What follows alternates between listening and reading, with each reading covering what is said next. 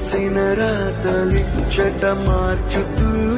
మార్చుతుంటే నేలపైన వింతలన్నీ నింగి కన్నుతో చూడరా ఈశ్వరా పరమేశ్వరా చూడరా